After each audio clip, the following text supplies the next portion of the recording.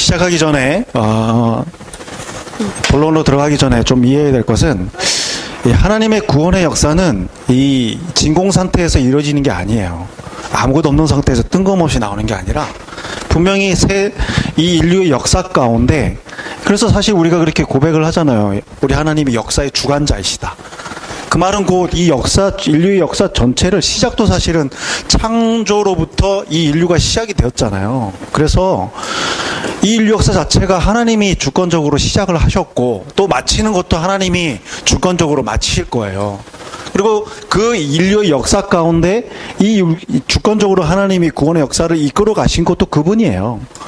이 손 넉넉고 창조를 해놓고 넉넉고 계신 게 아니에요. 분명히 하나님께서 이 역사 가운데 우리가 보이지 않을 뿐이지, 느끼지 않을 뿐이지, 분명히 이 인류 역사 가운데 가만 우리가 묵상해 보면 이 안에 하나님의 손길들이 있다는 사실을 우리가 고백하게 됩니다. 그래서 지난 시간에 우리 잠깐 예수님이 탄생하시기 전에 그 당시에 세계 역사가 하나님의 특별한 계획 가운데 그것이 준비되었구나 라는 걸 조금 이해할 수 있었죠. 예. 그런 역사 가운데 예수님이 탄생을 하신 겁니다. 자, 그리고 오늘은 지난 공생애가 시작이 되어 본격적으로 시작되기 전에 공생애를 준비하는 단계까지가 우리가 지난주 말씀을 봤던 얘기예요. 본격적으로 이제 하나님이 공생애 시작합니다. 그의 나이 30살. 네, 30살. 30살에 본격적으로 메시아적인 사역이죠. 그간에는 그분이 뭘 하셨나요? 나사렛에서 살았잖아요. 아버지가 뭐였죠? 그의 아버지 요셉은 목수였어요. 목수라 그러면 좀 나름 기술자 역할을 했으니까 아예 그 농민들보다는 조금 그래도 어느 정도 수준 있는 삶을 사셨던 것 같아요. 그런 목수 생활을 하신 거예요. 그러니까 이 예수님이라고 하나님의 아들이라고 이 땅 가운데 와서 아무런 인간적인 모습을 전혀 보인 게 아니라 이 공생애가 본격적으로 시작되기 전까지는 인간들이 직접 경험하고 사는 그런 삶들을 다 사셨다는 겁니다. 이것도 되게 중요한 이해입니다. 메시아, 하나님을 생각할 때, 예수님을 생각할 때 그분이 행했던 공생애적 메시아적인 사역만 생각할 게 아니라 인간적으로 그분이 겪었던 이런 것들 다 우리가, 그러니까 그분이 그럴 필요는 없는 분이에요. 그렇잖아요. 그분이 그럴 필요는 없는데 굳이 30년 동안 인간들이 경험해야 될 그런 애씀, 사실 먹고 살아야 되니까 일을 해야 됐잖아요. 땀과 수고를 감당하셨거든요. 우리가 지금 지금 청년들 직장을 구하고 이 일자리를 구해야 되는지, 또 그 일에서 생계를 유지하는 그런 걱정도 예수님이 친히 그런 체험적인 어떤 삶을 통해서 이해를 하셨다는 거죠.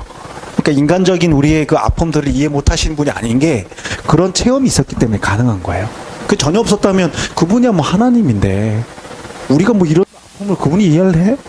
우리가 이렇게 지금 이렇게 고민하고 있는데 이런 고민을 이해할까? 이렇게 우리가 오해할 수 있는데 그렇지 않다는 걸 좀 이해하실 필요가 있어요. 자, 그렇게 삶을 사셨다가 본격적으로 이제 공생의 삶을 시작하는데, 그분의 첫 번째 공생의 사역은 뭐였냐면 여기 나와 있죠?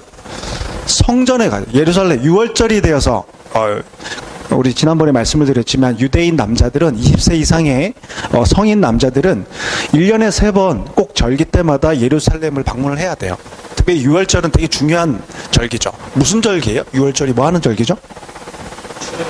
그렇죠. 출애굽 사건, 구원 사건에 대한 감사. 이스라엘에게는 이스라엘의 정체성을 만들어주는 아주 핵심적인 사건입니다. 그 사건을 기억하기 위해서 매년마다 그들은 성전에 가서 우리가 그래 노예 생활이 있었었지. 노예 생활에서 하나님이 극적으로 우리 구원해내셨지. 그래서 당신의 자녀 삼아주었지. 우리는 하나님의 백성이 되었지. 라는 그 하나님의 은혜를 함께 기념하고 감사하는 시간인 거예요. 여러분에게도 그런 시간이 있잖아요. 없었어요? 구원받은 이 일에 대한 감사? 이것도 우리가 해야 될 감사입니다. 자, 그렇게 유월절을 지내기 위해서 성전에 갔는데 문제는 성전이 엄청난 타락의 아주 산지였다라는 거죠. 1차적으로 그 성전을 전체적으로 운영하고 지도하고 이렇게 해야 될 대제사장이 하나님이 바라시는 그러한 제사장이 아니었어요. 뇌물을 주어서 제사장 직분을 샀던 사람입니다. 헤롯이나 노마의 어떤 지도자들에게 뇌물을 먹여서 그 대사장직을 샀던 사람들이에요. 그러니까 그렇게 뇌물을 주어가지고 한 자리를 했으니 거기서 본전을 뽑아야 될 거 아니에요. 본전을. 그러니까 어떻게 해서 그들은 불을 늘렸을까요? 불을 쌓아 올라왔을까요? 1차적으로 성전은 성전세를 걷습니다. 모든 유대인들은 성전에 이 1년에 한 번씩 반세겔씩 세금을 내요. 세겔이라는 요런 단위가 있습니다. 세겔. 그거는 유대인들이 쓰는 화폐 단위예요. 원래는 저쪽에 로마 사람들이 쓰는 화폐가 있었겠죠. 그 데나리온 같은 거, 그런 걸 이제 로마인들은 썼는데, 그 데나리온을 성전세로 바치질 않았습니다. 왜냐하면 데나리온에는 황제의 얼굴이 새겨져 있어요. 이것을 유대인들은 뭐라고 생각할까요? 우상숭배라고 생각하고, 우상숭배. 어떤 형상으로든 사람을 형상화시키거나 무슨 모양을 만들면 안 돼. 근데 더군다나 그런 황제를 우상시 생각하는 로마인들이 황제의 얼굴을 그려서 만든 그 돈을 성전에다가 바친다? 있을 수가 없는 일이죠. 그래서 그들이 환전을 했던 거야. 성전 안에 가봤더니 환전 상인들이 있었는데 그 데나리온을 세겔로 바꿔주는 역할을 했던 거예요. 그 대신에 그렇게 환전을 하면서 환전 이득을 엄청나게 받아먹었겠죠. 요게 일단은 그들의 가장 큰 수익거래 중에 하나였던 거예요. 또 하나는 뭐냐면 재물들은 사실은 성전 안에 재물들을 판매를 하면 안 됩니다. 그곳은 성전은 그런 곳이 아니에요. 따로 이제 그 유대 예루살렘 안에 시장들이 있어서 거기서 나름 재물들을 뭐 양이나 소나 그쪽 염소, 비둘기 이런 걸 살 수가 있었어요. 그런데 성전 안에다가 그런 상인들을 들였다는 거죠. 그리고는 자신들이 원래는 어디서 사왔건 자기가 끌고 왔건 재물들이 있었을 거 아니에요. 근데 가지고 왔는데 그건 안 돼. 그거는 흠이 있어서 더 정결하지 못해서 쓸 수가 없어. 여기서 파는 것만 사. 그리고 어떻게 해? 지금 이 절기를 지키려고 그렇게 수고하고 고향을 떠나 이까지 왔는데 좀 안 살 수 없잖아요. 근데 그 가격이 엄청나게 비쌌다는 거죠. 거기서 또 착복을 해서 엄청나게 이 제사장 무리들이 돈에 아주 미쳤다는 거죠. 그러니까 그 성전이 결코 하나님 보시기에 기뻐하는 모습의 성전이 아니었어요. 더군다나 그 성전은 누가 지어줬냐면 헤롯 대왕이 지었습니다. 이전에 솔로몬이 처음에 성전을 크게 아주 멋있게 지었는데 그게 파괴됐어요. 왜냐면 그 나라가 망했잖아요. 나라 망하면서 성전도 다 파괴됐습니다. 그리고 다시 포로로 다시 돌아와서 그 사람들이 새로 지었는데 스룹바벨이라는 사람이 주도를 해서 성전을 지었는데 너무 초라해. 너무 초라한 성전이 하나 있었어. 근데 나중에 헤롯이 유대의 대왕이 되고 분봉왕이 되고 난 후에 유대인들의 마음을 사기 위해서 엄청나게 아주 화려한 멋있는 성전을 지어줍니다. 사실 예수님 당시에 이 성전이 완성된 게 아니에요. 아직도 짓고 있는 상태였던 거예요. 나중에 예수님이 돌아가시고 난 이후에 한 20-30년 후에 그게 완성이 됩니다. 그러나 완성되자마자 7년 후에 다시 돌 하나도 남기지 않고 로마 군대로부터 완전히 다 파괴가 당해버려요. 참 아이러니하죠? 그렇게 지었는데 진짜 예수님 예언대로 돌 하나도 남기지 않고 완전히 파괴가 됩니다. 그리고는 그 이후부터 성전이 없어요. 유대인들이 지금 성전이 없는 상태입니다. 지금은 예루살렘 가보면 큰 황금돔으로 이렇게 지어진 무슨 그 큰 성전 같은 게 있잖아요. 그게 유대인들이 생각하는 그 성전이 아니라 그게 뭐죠? 그게 뭐라고 얘기하고 계셔요? 그게 무슬림 사원이에요. 무슬림 사원. 네, 예루살렘에는 무슬림 사원이 황금돔으로 아주 멋있게 아주 기가 막히게 지어져 있습니다. 근데 그러니까 예루살렘은 3대 종교의 성지예요. 첫 번째 유대인, 두 번째는 무슬림, 그리고 기독교인. 이 성지, 다 그 성지라고 생각해요. 무슬림은 왜 성지라고 생각할까요?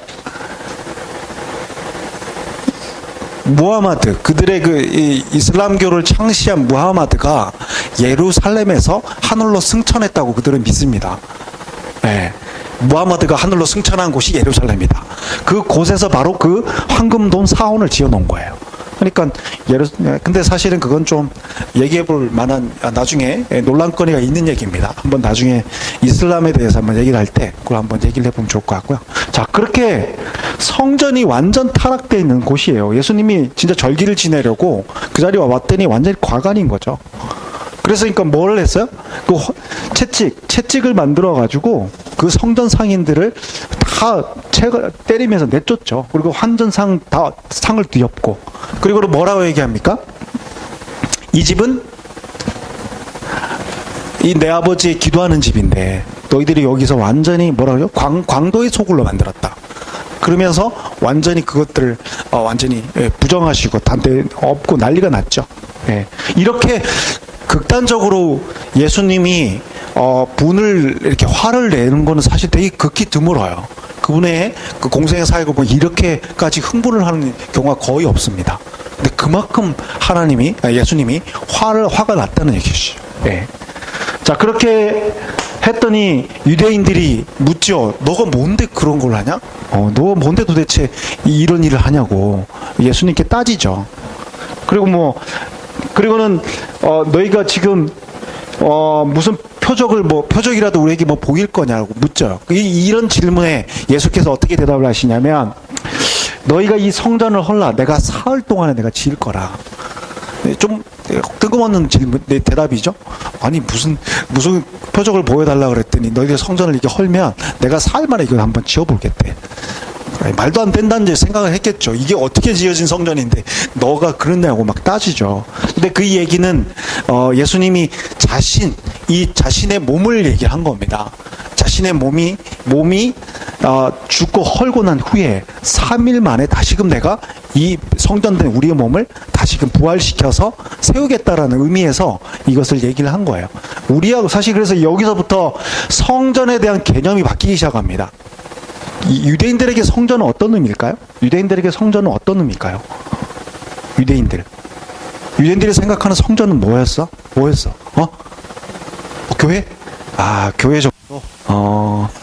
일단은 하나님이 왜 성전을 지어줬죠? 예배이기도 하죠. 예배이기도 하지만 하나님이 그곳에 뭐 한다고요? 임재한다고 믿었잖아.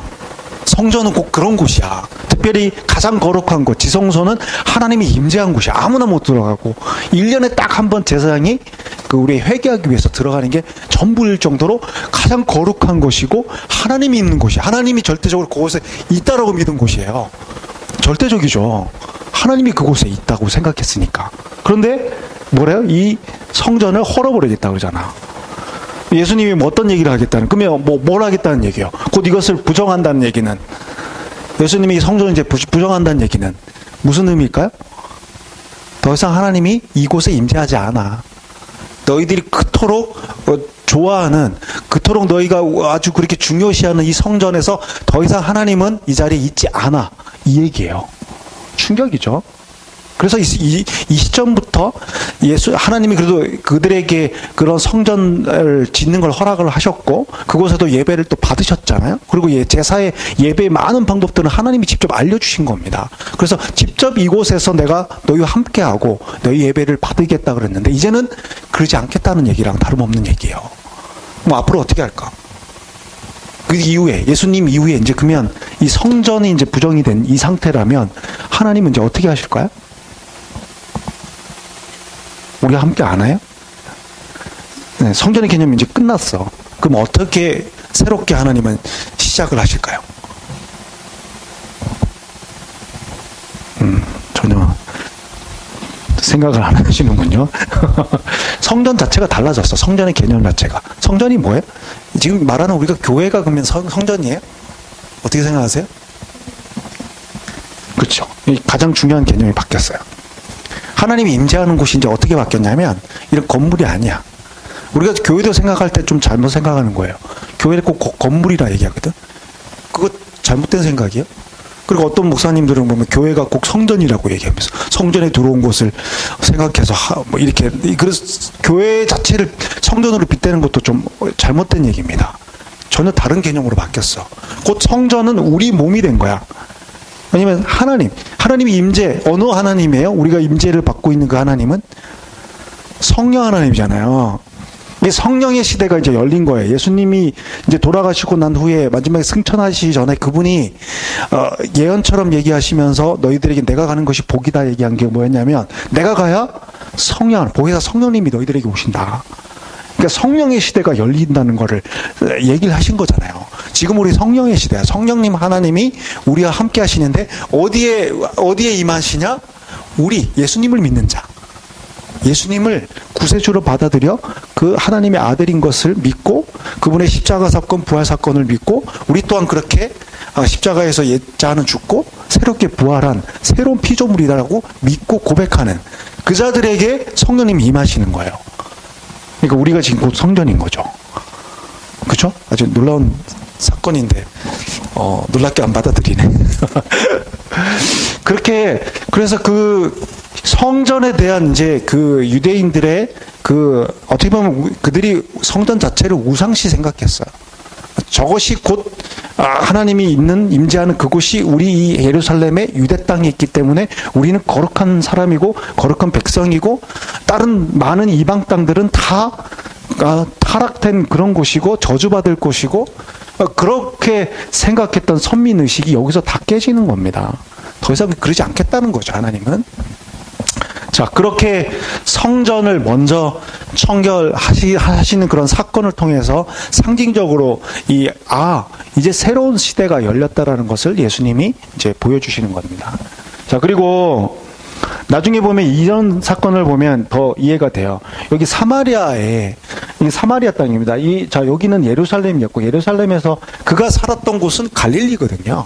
그래서 지금 절기를 지내기 위해서 갈릴리 윗땅에서 예루살렘까지 왔다가 이제 절기가 끝나니까 다시 갈릴리로 올라가야 되잖아요. 대부분의 유대 사람들은 유대 땅 예루살렘에서 갈릴리로 가려면 이 사마리 땅을 피해서 갔습니다. 사마리 땅이 어떤 땅이냐? 저주받은 땅이라 생각했어요. 왜 그 땅이 그렇게 변했을까요? 우리 아수르 바벨론 얘기를 지난 시간에 했습니다. 멸망당했죠. 그러면서 어떤 사건이 벌어졌냐? 유대의 많은 사람들을 포로로 끌려가고 유대 땅에 누가 들어왔다고요? 많은 이방 사람들을 거기다 이주시켜서 혼혈 민족을 만들었다는 거예요. 특별히 사마리 땅이 그랬어요. 사마리에 남아있는 유대인들도 있었지만 그 땅에 많은 이방 사람들이 거기 같이 거주해서 오랜 몇 세대가 좀 지나고 나니까 그 땅이 어떠냐면 혼혈족들이 나타난 거예요. 지금 뭐 우리 외국인 노동자들이 많이 안산 같은 경우 보면 대기 외국인 노동자들이 많단 말이에요. 그 사람들이 그 지역에 거주하면서 한국인들과 결혼하고 그래가지고 애를 낳아서 지금 다문화 가정이 하나의 탄생이 된 것처럼 이 사마리아 땅이 마치 그런 땅으로 지금 완전히 변화됐어. 유대인들은 이 사실을 받아들일 수 없어요. 유대 율법에 따르면 절대 그래서는 안 되거든. 이방인들과 함께해서도 안 되고 이방인들의 집에 들어가서도 안 되고 그들과 식사하는 거는 진짜 있을 수 없는 일인데 지금 그들과 함께 결혼도 하고 같이 생활도 하고 그들과 함께 예배도 드리고 이루고 있는 거죠. 저 땅은 그래 저주받은 땅이라고 생각을 했습니다. 그래서 결코 이 사람들은 사마리아 땅으로 들어가질 않아요. 그런데 예수님이 그의 첫 사역, 1년차 사역 안에 첫 절기를 지내고 나서 사마리아로 가는 거예요. 그리고 한 여인을 만납니다. 수가성에 있던 한 여인. 그 여인은 어떤 여인이었냐면 어떤 여인이었던 걸로 기억하세요? 남편이 5명이나 됐어요. 그러니까 얼마나 그 사실만 보더라도 성적으로 문란했던 무슨 문제가 있던 그쵸? 그렇게 이 삶이 그렇게 우리가 보시기에는 보통 평범한 삶이 아니었던 거야. 그러니까 남편이 5명이나 갈릴 정도면 그러니까 사람들로부터도 손가락질을 받았겠죠. 그러니까 그러다 보니까 이 물을 길러 우물가에 오는데 사람들이 많이 오는 그 시간대를 정하지 않고 사람들이 오지 않는 아주 뜨겁게 막 태양이 내리쬐는 그런 시간을 골라서 혼자 그 우물을 길러 오는 거예요. 그런데 예수님이 거기 앉아서 그 여인을 기다리고 있었던 거지. 그리고 여인에게 물 한 컵 좀 달라 그러죠. 그러니까 이 여인이 갑자기 가만 보니 유대인인데 어떻게 사마리아에 있는 나에게 말을 거느냐. 그것도 여인인 나에게. 그러니까 되게 충격을 받죠. 그러면서 이제 얘기를 서로 하게 되는 거예요. 그리고 나중에 얘기가 무슨 얘기가 막 오고 가냐면 예배에 대한 얘기, 그리고 너가 지금 내가 누군지 알면 내가 주는 너가 마시는 그 물을 마시면 영원히 목마르지만 내가 주는 이 물을 마시면 영원히 목마르지 않는다. 근데 그 물을 뭘 얘기하는 걸까요? 바로 성령님, 생명수 되는 성령님. 너가 성령을 받아들이면 너는 영원히 목마르지 않을 거야. 자, 이런 것만 보더라도 하나님, 예수님이 본격적으로 당신의 나라를 알리면서 하나님의 이 뜻을 전하는 이런 와중에 하나님이 유대인들이 생각했던 그런 시계 율법주의적인 그런 예배, 율법주의적인 신앙생활, 종교생활 이런 것들을 바라는 게 아니구나. 절대 저런 식의 형식화된 저거를 기대하는 게 아닌구나를 알 수가 있는 거야. 그러면서 그들을 깨우쳐 주는 거죠. 이런 정말 비참한 인생에 있는 여인일지라도 나를 구세주로 받아들여서 정말 나의 자녀가 되면 이 여인에게도 내가 성령을 주겠다. 이런 얘기잖아요. 진짜 하나님이 거하는 성전이라면 엄청난 거룩한 곳이어야 되잖아. 그런데 이렇게 우리가 인간적으로 보기에도 이렇게 타락한 그런 여인, 천하게 보이는 그런 여인에게도 하나님이 임재하겠다는 얘기니까. 그러니까 완전히 개념이 달라졌죠? 이런 거의 이해가 상당히 예수님 가르침 중에 중요한 이해입니다. 그래서 성전에 대한 이해를 조금 이제 제대로 좀 이해를 하시고요. 한 가지 질문 드리면, 여러분, 오늘날 우리 교회는 어떤 것 같으세요? 교회는 어떤 것 같으세요? 여러분이 생각하는 교회는 뭐야? 교회는 뭐 하는 거예요? 예배 드리는 곳. 예배 드리는 곳 맞죠? 그보다 더 정확한 이 성경적인 정의는 뭘까요? 교회는 뭘까요? 어떤 구별된 사람들일까요? 응? 좀 너무 모호한 얘기를 하시네. 세상 사람들과 교회 다닌 사람은 뭐 다른 건데요? 예배 드리는 게 다른 건가? 예수 믿는 걸 특징을 삼아야죠. 가장 큰 차이는 그거예요. 아까 말했잖아요. 예수님을 나의 구세주로 받아라 그분을 믿고 하나님의 백성이 된 자들이 모이는 곳. 그게 단 두 사람이라도. 그래서 두세 사람이 모인 곳에 하나님이 뭐 한다고요? 내가 함께 있겠다 그랬잖아요. 그게 교회예요. 우리 교회를 되게 좀 너무 이렇게 그 유대적인 사고로 생각하면 이게 또 왜곡되는 거야. 성전처럼 여기거든. 건물도 있어야 되고 어떤 좀 체계도 있어야 되고 이렇게 본다고. 근데 그게 아니야. 하나님 예수님이 정의한 교회는 두세 사람이 모였는데 그 사람들이 중요한 거야. 그 사람들이 곧 성전이니까. 성령님이 임재하는. 근데 어떤 사람들에게 성령님이 임하냐? 예수님을 구세주로 믿고 받아들이는 그 사람들이 성령이 함께하니까 그것이 곧 교회예요. 초대교회는 사실 그랬어. 건물이 없었어. 초대교회는 건물이 없었어요. 그 사람들은 집에서 그냥 모였어. 집에서. 다락방 좀 큰 집이 있으면 거기서 모여가지고 같이 예배라고 할 수 있는 예배를 드린 거죠. 오늘날 우리가 얘기하는. 그렇지만 그렇게 형식이 딱 뜻이 이렇게 짜여진 게 아니에요. 오히려 그 유대인들이 늘 익숙하게 했던 회당 예배식으로. 지금 아마 이 포맷이 어쩌면 가장 그 당시에 드렸던 예배 포맷이에요. 그러니까 찬양 같이 하고 말씀 읽고 그 말씀을 서로 이렇게 나누는 이런 거. 이런 게 초대교회의 모습이었습니다. 그래서 오늘날 우리가 지금 한국 사회에 보면 교회를 건물로 생각하는 또 성전으로 생각해서 엄청난 돈을 들여가지고 화려한 건물을 지으면서 하나님 영광이라고 얘기하는 이런 것들은 지극히 잘못된 생각입니다. 유대교적 사고로 생각하는 신앙이에요. 절대 하나님이 그걸 기뻐하지 않아요. 절대 기뻐하지 않습니다. 과거 중세시대 카톨릭 교회가 똑같은 잘못을 또 범했잖아. 그 기억하시잖아요. 지금 유럽 사회에 있는 그 엄청난 100년 동안 막 엄청난 예술가 엄청난 돈을 들여가지고 지은 그 화려한 교회들 맞아요. 보이시잖아요. 지금 교회에 그 예배한 사람들이 있어요? 거의 없어요. 거의 하나의 그냥 관광 기념물이지. 하나님 모뉴먼트지 그 안에 하나님이 임재하지 않아요. 예배드린 자도 없어요. 그러니까 건물이 아니에요. 교회를 착각한 거죠. 유대 초기 그 중세 지도자들이 하나의 이 뭐랄까 기독교가 국교화되고 하나의 제독화되면서 그거를 그런 어떤 유대교적인 사고로 기독교를 세워나가기 시작하면서 똑같아졌어. 유대인들하고 똑같아진 거야. 네.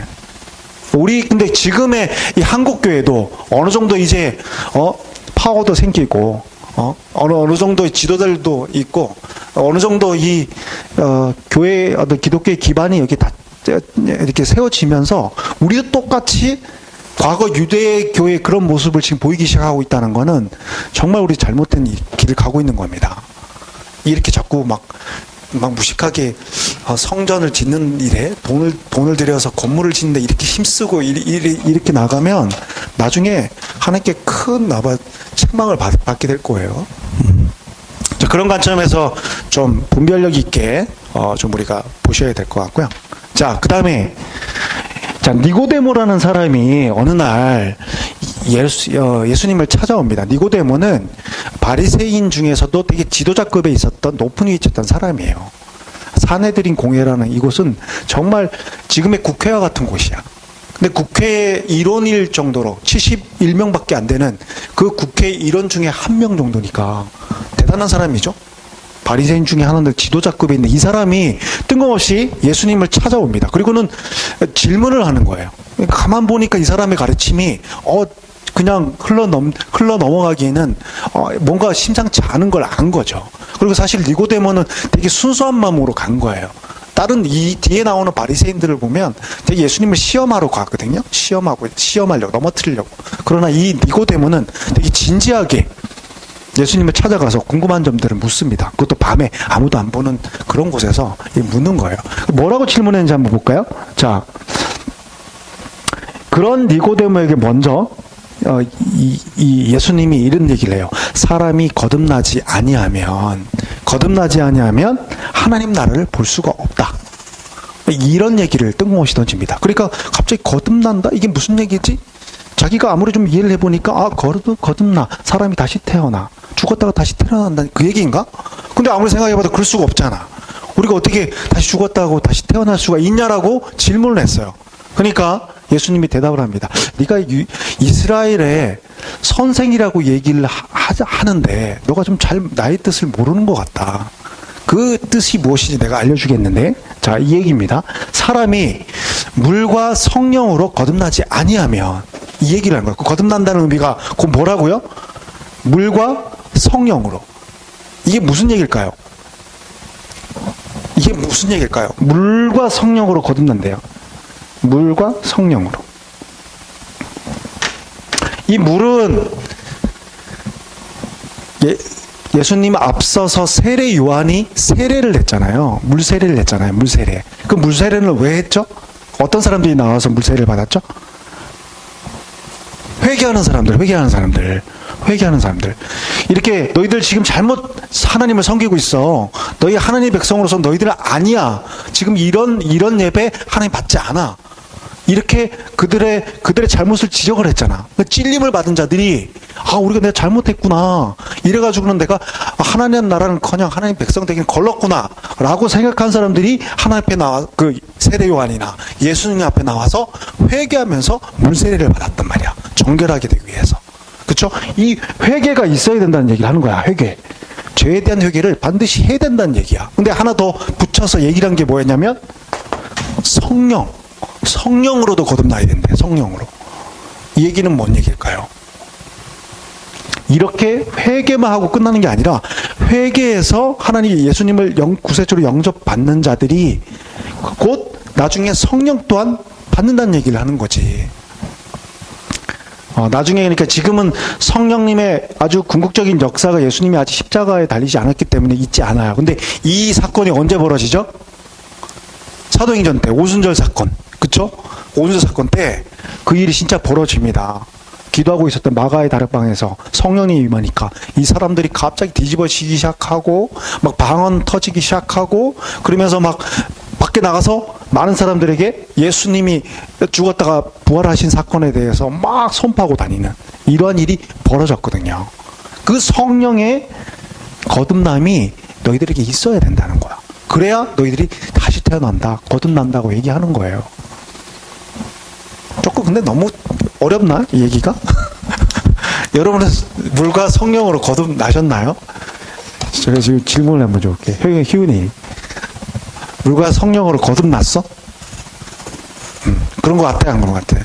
이거에 대한 확신이 있어야 돼요. 지금 뭐 만약에 없다면 지금 이 시간에 확신을 갖게끔 제가 해드릴 테니까 지금 솔직히 얘기해 보세요. 나는 물과 성령으로 거듭났기 때문에 확실히 나는 거듭난 자야, 하나님의 자녀야, 난 천국 갈 수 있어, 이런 어떤 확신이 있어요? 모르겠다. 그렇지. 수연이는 괜찮아. 그거에 대한, 그러니까 분명히 그 사건이 있는데 내가 잘 모를 수도 있는 거야. 그러니까 그걸 너무 뭐라 그럴까, 이렇게 두려워할 필요 없어. 대답하는 거에 대해서 두려워해. 왜냐하면 그게 모를 수도 있어. 어떤 사람들은 이미 그렇게 거듭났는데도 자기가 그렇게 난지를 잘 이해를 못하는 사람들이 있어. 하여튼 뭐 그렇죠. 지금 그래서 제가 말씀을 그 어떤 거냐면 이런 거예요. 자, 성령 사역에 대한 이것도 오해가 있기 때문에, 올바른 이해가 없기 때문에 이런 일이 벌어져.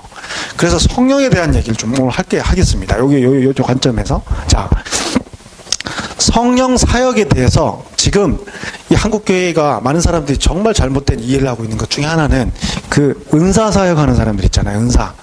은사 사역자들이, 은사 사역하는 교회들이 뭘 하죠?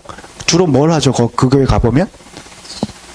치유, 그쵸? 병치유, 또 방언, 또 귀신 쫓아내는 축사, 이런 것들을 주로 해요.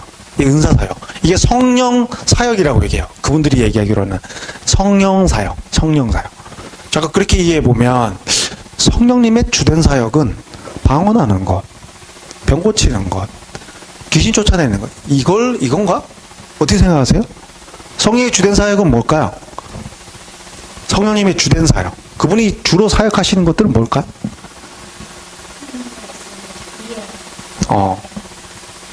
여러분 어떻게 여기세요? 한글이. 성령님의 사역은 뭐예요, 주로? 성령님에 대한 이해를 조금 하고 있어요? 성령님이 지금 뭐 하고 계시죠? 지금 우리 와 있다면서, 우리 안에 있다면서. 그분이 하는 일이 뭐예요? 뭐를 이해를 시켜? 어디서 주워 들은 거? 어떻게 알았지? 다들 어디 주워 들은 거 같은데? 주워 들은 거 아니야? 자, 이게 정말 중요해요. 왜냐하면 그게 오해가 많아요. 아니, 성령님이 우리 안에 온다면서, 예수님이 믿고 우리 안에 있어야 된다면서. 근데 가만 봤더니 나는 방언도 안 해? 뭐 예수님 제자들처럼 귀신도 쫓아내지도 못하고 있지? 병도 못 고치거든? 나는 성령님이 있나? 내 안에 분명히 하나님이 일하는 거 맞는 거예요? 그런 거 없는데? 근데 많은 오해하는 사람들, 많은 은사 사역하신 분들이 그런 걸로 성령의 주된 사역이 그런 거라고 얘기를 해. 그런 거라고. 그러니까 오해가 생기는 거지. 그럼 나는 없는데 성령님 나 안에 안 계시네, 이렇게 생각을 하게 만든단 말이지. 지금 여러분도 그런 생각들을 해왔잖아요. 지금 아무것도 없는 것 같은데 생각이 들잖아. 그러니까 이게 엄청난 오해를 낳게 만드는 거예요. 성령의 주된 사역은 그게 아니에요. 분명히 그런 것도 해요. 방언, 병고침, 그리고 축사, 이런 거 예수님도 하셨거든요. 예수님 제자들도 했고, 그것이 없다고 부정하진 않아요. 하지만 주된 사역은 그게 아니에요. 주된 사역. 성령님의 핵심 사역은 그게 아니야. 그걸 어떻게 할 수 있을까? 예수님의 핵심 사역은 어떻다고 우리가 어떻게 할 수 있냐면, 가장 우리가 확실히 알 수 있는 길은 예수님이 성령님을 어떻게 이해했느냐가 가장 중요해요. 예수님의 증언이 가장 아주 다이렉트하고 가장 확실해요. 그렇죠? 예수님이 성령님이 어떻게 이해했는지를 알면 되겠죠. 요한복음 14장이에요. 요한복음 14장을 보면 예수님이 살아 생전에 얘기했던 얘기입니다. 성령님에 대해서 많은 얘기를 하지 못했어요. 돌아가시 전에 그분이 내가 가면 너희들에게 축복이니 이 성령님이 보혜사 성령님 너희들 오는 것이 복이다, 이것이 얘기했는데 그 이유가 뭔지를 설명을 했던 것이 요한복음 14장 26절에 이렇게 나와 있습니다. 볼게요. 자, 보혜사 곧 아버지께서 내 이름으로 보내실 성령, 그가 너희에게 모든 것을 가르치고 내가 너희에게 말한 모든 것을 생각나게 하리라. 그분이 뭘 한다고요?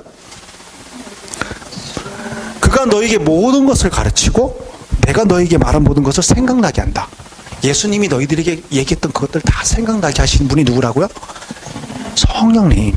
또 그 15장도 넘어가 보면 또 얘기를 해요. 15장 26절 볼까요? 또 나와요. 자, 내가 아버지께로부터 너희에게 보낼 보혜사 곧 아버지께로부터 나오시는 진리의 성령이 오실 때 그가 누구를? 나를 증언하실 것이다. 이 성령님을 또 어떻게 표현했냐면 진리의 성령이래. 진리의 영. 말씀을 깨우치는 영.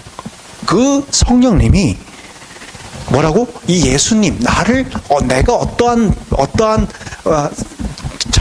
자인지를 그 성령 또한 나한테 증언하시고 너희들에게 증언할 거라고. 그렇죠? 또 볼까요? 16장도 이어서 보면 또 나옵니다. 16장 7, 8절 볼게요. 그러나 내가 너희에게 실상을 말하노니 내가 떠나가는 것이 너희에게 유익이라. 내가 떠나가지 아니하면 보혜사가 너희에게로 오시지 아니할 것이요 가면 내가 그를 너희에게 보내리니 그가 와서 죄에 대하여 의에 대하여 심판에 대하여 세상을 책망하시리라. 그분이 뭘 한다고요? 그분이 죄에 대해서 의에 대해서 심판에 대해서 우리에게 책망하시며 그걸 깨우치긴다는 거야. 자, 이 세 가지 예수님이 주로 이 세 가지가 핵심이에요. 예수님이 성령 하나님이 내가 하늘로 올라가면 보혜사 성령님을 너희들에게 보내줄 건데 그분이 할 일들이 이거야. 이게 주된 거야. 라고 한 게 이거야. 이 속에는 방언 얘기도 하지 않았어. 병 고치는 얘기도 하지 않았어. 귀신 쫓아내는 거 얘기도 안 했어. 그거는 사실은 다 부차적인 거야. 그게 중요한 게 아니라는 거 아는 거야. 핵심은 뭐야? 이 예수님이 어떠한 분인지를 알리고 내 예수가 살아생전에 너희들에게 가르친 그 얘기가 뭔지를 깨우치고 그리고 너희 안에 진짜 죄가 뭔지 심판이 뭔지 의로운 게 뭔지를 깨우치게 하는 거죠. 깨우쳐서 어떻게 하겠다는 거야? 내가 죄인 걸 알았어. 어떻게 되죠? 예수님이 하나님의 아들인 걸 알았어. 그리고 의에 대해서 어떻게 하면 의롭게 되는지를 또 알려주셨어. 그럼 어떻게 되는 거예요? 구원받게 되는 거죠. 죄에 대해서 뉘우치고 하나님의 아들인 예수님을 내가 받아들이면 의롭게 되는구나 라는 걸 깨달으면 내가 구원받게 되는 거지. 예수님의 성령님의 주된 사역이 그러면 뭐예요? 구원사역이에요. 구원사역이에요. 이 복음에 대해서 복음이 무엇인지를 우리에게 알려주시고 이 성경 말씀을 통해서 하나님이 어떠한 분인지 예수님이 어떠한 분인지 또 우리가 어떤 처지에 있는지를 알려주면서 야 너희들 그냥 그렇게 있으면 다 심판받아 끝나게 돼. 하지만 내가 의의 길을 너희들에게 열어줄 것인데 내가 너에게 보내준 하나님의 아들 예수님을 받아들이고 그리고 그분이 너를 대신해서 십자가에 죽은 사건을 다 인정하고 받아들이면 너희 모든 죄는 사함을 받고 너희는 하나님의 의론자가 될 수 있어. 하나님의 자녀가 될 수 있어. 백성이 될 수 있다라고 그 모든 복음에 대한 얘기를 그분이 해주시는 거야. 사실은 성경 자체는 이거 되게 어렵다. 읽기 어렵고요. 만약에 사실 우리 믿지 않는 우리 예수님 교회 다니지 않는 많은 그 철학자들, 많은 세상의 인문학자들도 성경을 봐요. 예수님 믿지 않지만. 왜냐면 그들은 인문학자들이니까 철학자들이니까 또 종교학자들이니까 성경에 대한 얘기를 공부를 해야 되겠죠. 도월 우리 김용옥 같은 사람들 완전히 철학자인데 이거 막 보면서 요한복음 강의하고 그러잖아요. 근데 가만 들어보면 정말 웃겨. 그리고 뭐 하버드에서 그렇게 최고의 학문을 배웠던 사람인데 어떻게 저 얘기를 저렇게 얘기할 수 있을까? 나는 되게 그 얘기를 듣고 충격을 받았어요. 야, 예수님 믿지 않으니까 성령님이 저 안에 있지 않으니까 야, 저 말씀을 깨우치지를 못하는구나. 전 그걸 느꼈어요. 성령님이 우리를 이 말씀을 이렇게 일깨워주지 않으면 우리 절대 성경의 말씀이 이해되지 않아요. 받아들이지 않아요. 성령님이 지금 우리 구원의 역사할 때 성령님이 아주 밀접하게 간섭을 하세요. 개인의 구원도 마찬가지예요. 여러분이 처음 만약에 복음을 받아들일 때 그 말씀을 이해하게 하는 거, 그 말씀이 진짜 믿겨지는 거, 이거는 성령님이 도와주니까 하는 거야. 절대 내 힘과 내 지성과 내 경험으로는 이게 이해가 되지 않아요. 진짜 그래요. 왜냐면 많은 사람들을 보면 알 수가 있어. 많은 믿지 않는 사람들을 보면 알 수가 있어. 성령님의 역사는 그거예요. 근데 우리가 너무 오해하는 거죠. 어떤 그 가시적으로 보여지는 그런 현상들을 뭔가 해야지 성령님이 우리 안에 계시구나라고 이해를 하는 거. 그거는 근데 왜냐면 우리의 그 문화적인 환경을 좀 이해하시면 됩니다. 그게 생각해 보세요. 축사하고 병 고치고 방언하는 거 이거 기독교에만 있는 게 아닙니다. 어디서도 할 수 있는 거예요? 불교에서도 이런 거 해요. 이 힌두교에서도 하는 일이에요. 특별히 무속신앙, 무당들이 하는 주된 일들이야. 무당 한번 찾아가 보면 귀신 쫓아내주죠? 굿해가지고. 그죠? 병 고치는 일 하죠? 굿하면. 그리고 뭐야? 방언? 이것도 해요. 귀신에 입신하면 그들이 우리보다 더 훨씬 잘 방언을 해. 무당들도 하는 것들이야. 근데 우리는 참 무속신앙이 아주 뿌리 깊게 우리는 영향을 받아왔던 민족이잖아요. 5,000년 역사 아래 무속신앙은 지금은 이게 처음부터 나라가 생길 때부터 지금까지 무속신앙은 끊긴 적이 없어. 이렇게 기술이 발달돼도. 그러다 보니까 마치 그러니까 우리는 교회에서도 그런 거 하니까 완전히 거의 성령의 아주 강한 역사가 저 안에 나타난다고 생각을 하는 거야. 그러면서 저기 막 뭔가 다른 교회는 일반적인 정적이고 이렇게 말씀 공부하는 이런 교회를 보면 하는 성령님이 이건 없는 것 같아 라고 여기고 오히려 그런 아주 극적인 뭔가 극단적인 사건이 일어난 곳은 마치 한 성령님이 강하게 역사하는 거다고 생각하면서 그걸로 몰리거든요. 근데 나중에 거기 그렇게 빠져들었다가 엄청 많은 사람들이 피해를 보고 있는 거 여러분 잘 이해하실 필요가 있습니다. 올바른 신앙생활을 하지 못합니다. 거기 집중하는 순간 귀신 쫓아내는 일, 병 고치는 일에 성령의 은사를 막 동원해가지고 막 방언받기 위해서 몸부림치는 이런 걸로 인해서 정상적인 신앙생활이 가능하지 않아요. 그게 문제예요. 가장 큰 폐해는 그거예요. 정상적인 생활을 해야 되는데 사실은 구원받고 난 이후에 우리가 할 일이 얼마나 많아요. 구원받은 자답게 지금 살아야 될 일들이 얼마나 많아요. 근데 그런 거 다 무시하고 성령님 더 강한 방언을 더 주세요. 병고침 은사를 우리에게도 달라고 그렇게 매달리면서 많은 폐해들이 생겼습니다. 사실 뭐 순복음교회 지금 보면 문제 많잖아요. 나 좀 조영기 목사님 보면 너무 안타까워. 과거에 그런 성령 사역을 최초로 이제 이 땅에 가져와서 시작했던 교회가 순복음 조영기 목사님인데 지금 엄청나게 부흥을 했잖아요, 지금. 근데 생각해 보세요. 그렇게 부흥을 했는데 그렇게 또 탁월한 능력을 가진 목사님이라고 생각하는데 그 목사님 지금 뭐 800억 횡령하셨잖아요. 아들에게 국민일보 이런 거 따로 이렇게 만들어줘가지고 사장으로 세우고 자기 부인이나 뭐 다. 와, 나 그런 거 보면서 야 이놈의 뭐지 성령님이 저렇게 강하게 역사하시면서 은사를 덧입히시는데 성령 충만한 분이 왜 저러지? 이해가 안 되는 거야. 진짜 성령 충만한가 의심이 되더라고. 정말 귀신 충만한 거 아닌가? 사단 충만하신 건 아닌지? 그러니까 되게 착각을 오히려 일으킬 수가 있고 이게 곧 그런 은사를 많이 발휘한 것이 그분이 영적으로 우리가 얘기하는 영적으로 성숙하다 이거하고는 다르거다는 걸 이해할 필요가 있어요. 은사를 많이 발휘한 데에서 그분이 꼭 인격적으로 성숙하다? 아니면 영적으로 더 하나님과 깊어진다? 아닌 것 같아. 제가 많은 은사 사역하신 분들을 보았지만 아닌 것 같아요. 그러니까 되게 이런데 여러분 빠지면 절대 안 됩니다. 절대 안 됩니다. 유혹이 와요. 강하게 유혹이 와요. 왜냐하면 보여지는 것들이 있기 때문에 또 체험된 것들이 있기 때문에 더 그걸 하고 싶어해. 그래야지 뭔가 좀 나의 이 갈급함이 채워진 것 같거든. 근데 유혹입니다. 그걸 위해서 예수님이 이 땅 가운데 오신 게 아니에요. 예수님 사역을 이제 보시면 알겠지만 그걸 하기 위해 온 게 아니에요. 네. 자, 그렇게 한번 이해를 해보시고 특별히 고린도 전서 사도 바울 또한 이 은사에 대해서 여러 가지 권면의 말씀을 주시는데 고린도 전서 12장을 보면요. 이런 말씀을 했어요. 고린도 교회, 초대교회도 이 은사 때문에 얼마나 문제가 많았는지 몰라요. 그래서 12장에 보면 이런 얘기를 합니다. 12장 4절부터 한번 볼까요? 자, 은사는 여러 가지가 있으나 성령은 같다. 그래서 뭐 여러 가지 은사가 있다라는 걸 얘기를 합니다. 그래서 어떤 사람에게는 8절을 보면 성령으로 말미암아 지혜의 말씀을, 어떤 사람에게는 성령에 따라 지식의 말씀을, 다른 사람에게는 성령으로 믿음을, 어떤 사람은 병 고치는 은사를, 그리고 어떤 사람의 능력형함을, 어떤 사람의 예언함을, 어떤 사람의 영불명함을, 이런 각각의 성령의 은사가 있다라고 성경도 인정을 해요. 근데 중요한 것은, 자, 30절 볼까요? 12장 30절. 다 병 고치는 은사를 가진 자이겠느냐? 다 방언을 말하는 자이겠느냐? 다 모든 사람에게 그걸 다 준다는 게 아니라는 거예요. 다. 근데 어떤 우리 예전에 보면 은사 사역하시는 분들은 방언 받아야 곧 구원받은 증거라고 얘기한 사람들이 있었어. 아주 잘못된 얘기를 하는 거죠. 방언 받으니까 가시적으로 보이니까 성령이 임했으니 너는 구원받았어. 이렇게 얘기해 줬단 말이야. 그럼 방언 안 받은 사람 그건 못 받은 거예요? 이런 식의 논리가 된다니까. 근데 그런 그들에게 사도 바울이 뭐라고 얘기해요? 다 방언 받는 게 아니다. 다 병 고치는 사 받는 게 아니다.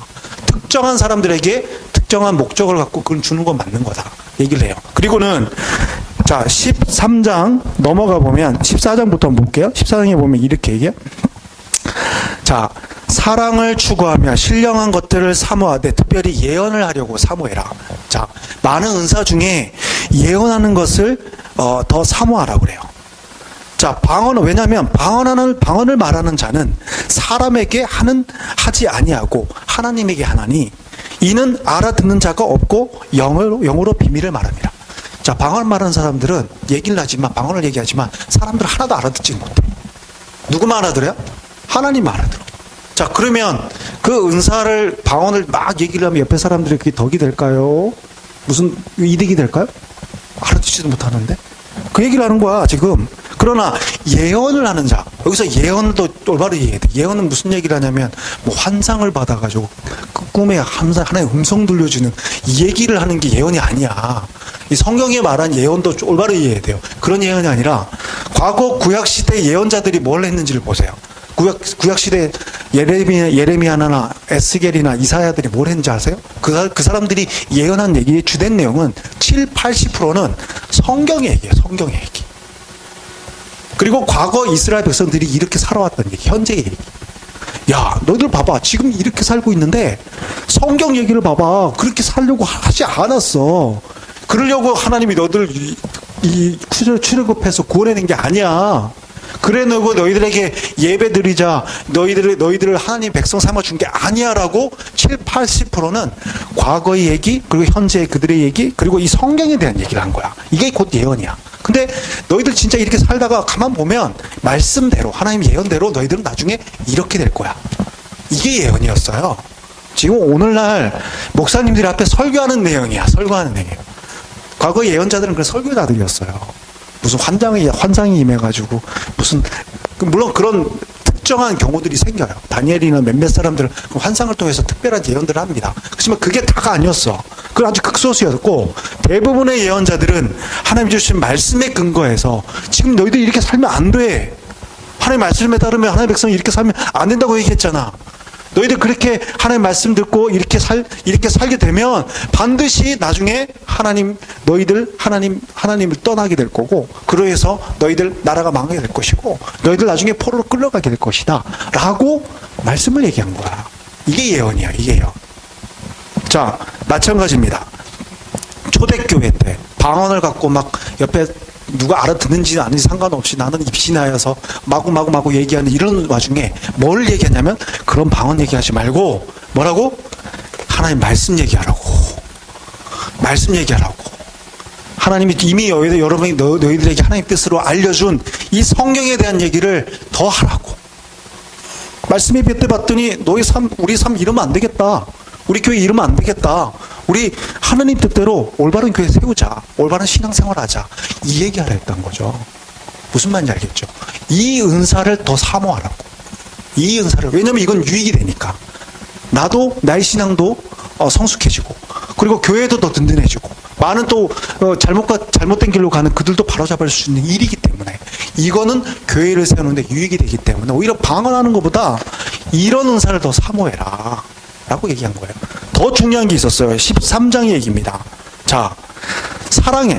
13장 보면, 자, 가장 중요한 얘기를 여기서 하는데요. 내가 사람의 방언과 천사의 말을 할지라도 사랑이 없으면 소리나는 구리와 울리는 꽹과리 같다. 사랑이 없이 말하는 방언, 사랑이 없이 가르치는 예언, 이런 거 다 헛소리들이다. 그냥 하늘에 울리는 꽹과리 소리가 다름없다. 뭐가 있어야 된다고요? 사랑. 가장 사모해야 될 은사가 사랑이라고 얘기해요. 사도 바울이 얘기한 거. 가장 우리 정말 이 신약의 반 이상을 이 사도 바울이 썼어요. 그 위대한 사도가 우리 교회에게 얘기해 준 게 뭐였냐면, 사랑, 가장 사모해야 될 은사는 사랑이고, 그 사랑을 근거해서 너희들 예언하고 서로 권면하고 서로 세우는 일, 이게 가장 너희들이 해야 될 일이다라고 얘기를 한 거야. 중요하지 않나요? 이게 가장 우리가 지금 구원받은 자가 해야 될 이 사명인 거예요. 그런데 뭐 이런 것들 다 내팽겨치고 무슨 방언 받으러 다니고 병 고치러 마른 다니고 귀신 쫓아다니고, 정말 안타깝습니다. 그게 중요한 게 아니잖아요. 지금 그게 중요한 게 아니거든요. 예, 그래서 이런 거에 대한 올바른 성령님의 하는 그 일에 대한 이해가 우리 안에 먼저 자리 잡고, 신앙생활은 이런 거구나 라는 이해를 할 필요가 있습니다. 얘기가 길어졌지만 먼저 이런 것들이 정립이 되면 그 다음 얘기들이 술술술 넘어가. 이게 없다 보니까 지금 헷갈리잖아요. 무슨 얘기를 왜 저렇게 하는지. 그래서 처음에는 조금 이렇게 몇 가지 정립이 안 된 것들은 제가 하나 짚고 그리고 정리를 하고 넘어갈게요. 자, 그렇게 해서 이 니고데모는 율법의 학자였고 탁월한 지도자였지만 저에게가 무슨 얘기인지를 알지를 못한 거야. 왜냐면 아직 성령님이 그들에게 임하지 않았기 때문에. 무슨 말인지 알겠죠? 아무리 탁월한 학자라도 성령님이 그걸 깨우치지 않으면 알 수가 없는 거예요. 제자들도 마찬가지였어요. 이때 부름받은 제자들 뭐 알았겠어요? 몰랐어요, 다. 나중에 오순절 사건에서 성령이 임하자 그 제사에게 뭔지를 다 아는 거야. 그리고 막 박차고 나가서 자신이 예수님께로 가르침 받은 그 얘기를 막 얘기하잖아요. 베드로 생각해 보세요. 어부였어요. 가르침 공부 정규적인 교육 받은 사람도 아니야. 일자 무식이거든. 근데 성령 받자마자 어떻게 됐어요? 3,000명, 5,000명 앞에서 연설했어요. 설교했어요. 거의 그 얘기에 사람들이 뒤집어지고 그랬어요. 그러니까 그 유대 지도자들이 깜짝 놀랐어요. 저기 뭐야, 갈릴리 어부들이 어디 가르침도 뭐든 저들이 어떻게 저런 얘기를 할 수 있냐고 충격을 받았어요. 성령님이 임하면 가능한 겁니다. 네. 자, 그래서 성령님의 주된 사역은 그런 사역이고, 지금도 마찬가지예요. 오늘 여러분 지금 확신 가져야 될 게 그거야. 성령님이 내 안에 있냐 없냐? 이걸 알면 돼. 내가 이 말씀을 듣고 믿음, 복음을 내가 지금 이해가 되느냐? 그것이 받아들여지느냐? 성령님이 인격적으로 나를 그렇게 자꾸 그 말씀들, 내가 죄 지을 때마다 죄에 대한 책망도 하시고, 때에 따라서 그 용서하시면서 어루만져 주시기도 하시고, 그런 하나님의 성령과의 교감이 내 안에 있느냐? 이게 중요한 거야. 무슨 말인지 알겠죠? 그게 있다라면 여러분은 성령님이 있으신 거예요. 지금 여러분은 성령님하고 뭔가 교감을 하고 있는 거야. 내가 못 느끼고 있는 것 뿐이지. 무슨 말인지 알겠죠? 절대 그래서 의심하시면 안 돼요. 내가 방언 못 받았다 해서 내가 구원이 안 받았다라는 그런 의심은 절대 하지 마세요. 네. 그리고 그거 사모할 필요도 없어. 굳이 그 사모 안 하고 예언을 더 사모하세요. 지금 성경 말씀을 더 봐. 자, 그렇게 이해를 하시고 나가면 좋을 것 같고요. 자, 그리고 난 이후에 자, 예수님이 세례 베푼 사건이 여기 나오고, 요한이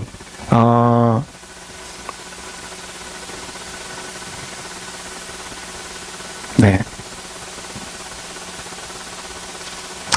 요한이 이런 질문을 했어요. 그 제자들이 가만 보니까 조금 시기가 생겼어. 왜냐면 예수님이 이제 막 부상하기 시작하거든. 요한도 세례를 주고 있었고 예수님도 세례를 주는데 사람들이 다 예수님에게 가서 세례를 받고 있는 모습을 본 거야. 그래서 그 제자들이 요한에게 찾아와서 이게 뭡니까? 이게 뭐냐고 얘기하니까 세례 요한이 뭐라고 얘기했냐고요? 보자. 나는 그리스도가 아니다. 너희들 착각했다. 그분은 이 세례 요한은 뭐 했던 사람이에요? 예수님의 길을 예배했던 자지. 나는 그리스도가 아니야.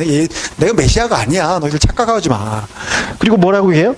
그의 앞에 보내심을 받은 자인데, 자, 신부를 취하는 자는 신랑이나 서서 신랑의 음성을 듣는 친구가 크게 기뻐한다. 그러니까 지금 신부를 취하는 신랑을 예수님으로 표현했고, 자기는 그의 친구로 생각한 거야. 지금 내가 결혼식의 주인공이 아니야. 그래서 난 그냥 친구가 그렇게 결혼식 하는 것을 기뻐할 뿐이라 이 얘기잖아요. 그러면서 나는 이러한 기쁨으로 이 기쁨으로 충만하노라. 그는 흥해야겠고 나는 쇠해야 된다. 아주 정말 성숙한 고백을 하죠. 네. 그게 사명을 참 잘 감당했던 사람인 것 같습니다. 자, 그리고 자 이렇게 요한으로부터도 저분이야말로 너희들이 따라야 될 참 메시아다라는 거 인정을 받았어요. 그러니까 그만큼 이제 지금 예수님이 본격적으로 부각이 되고 있는 상태인 거죠. 자, 여기 나중에 갈릴리로 이제 결국은 돌아가셨잖아요. 갈릴리로 이제 다시 고향으로 가서 가장 어디를 먼저 갔을까? 여러분 같으면 갈릴리 나의 살던 고향 땅인데 어디부터 갔을까요? 여기 나왔잖아요. 가나라는 곳이 먼저 갔네요. 자, 그리고 난 후에 뭐 여기서 여러 가지 사람들 고치는 일이 일어났어요. 그리고 나서 자 세례요한은 투옥이 되고 나사렛 회당 나사렛의 어디냐면 예수님의 고향이에요. 고향. 나 같아도 좀 그럴 것 같아요. 내가 그래도 태어난 곳이 가장 마음에 와닿잖아요. 그래서 자기 고향에 가서 고향에도 회당이 있다 그랬잖아요. 그 회당에 가서 이제 이사야서의 말씀을 쭉 이제 읽습니다. 자, 이사야서의 말씀이 뭐였는지 한번 볼까요? 이런 얘기예요. 자, 이사야서 61장 1, 2절의 말씀을 읽습니다. 이렇게 봅니까? 주의 성령이 내게 임하였으니 이는 가난한 자에게 복음을 전하게 하시려고 내게 기름을 부으시고 나를 보내사 포로된 자에게 자유를 눈먼 자에게 다시 보게 함을 전파하며 눌린 자를 자유롭게 하고 주의 은혜의 해를 전파하게 하려 하심이라. 자, 이 이사야 말씀이 무슨 얘기일까요? 뭐에 대한 얘기예요? 내용이 뭐예요? 주의 성령이 임했어. 자, 가난한 자에게 뭐가? 복음이 전파되고 또 포로된 자가 자유함을 눈먼 자가 다시 보게 되는 이러한 일, 눌린 자는 또 자유롭게 되고 주의 은혜의 해가 전파되는 이 사건 뭘 얘기한 걸까요? 이사야는 무슨 예언을 한 걸까요? 메시아 시대가 마치 이런 시대가 될 거라는 얘기를, 메시아의 임재를 이렇게 얘기한 거예요. 메시아가 임하면 이런 일이 벌어질 거라는 거를 얘기한 건데, 자, 이 얘기를 하시면서 뭐라고 얘기했냐면, 예수께서 이 글이 너희에게 지금 응했다.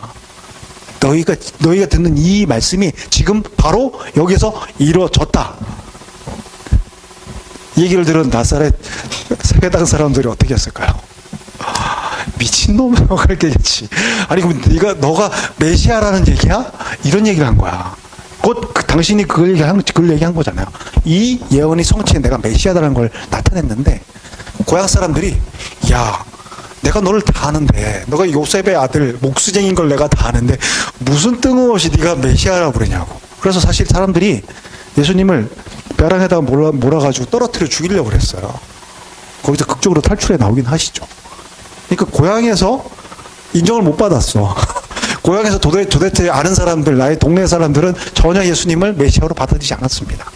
몇 번에 걸쳐가지고 나사렛 동네에 와서 복음을 전하는데 다 안 받아들여요. 이런 일이 벌어졌습니다. 예, 안타깝죠?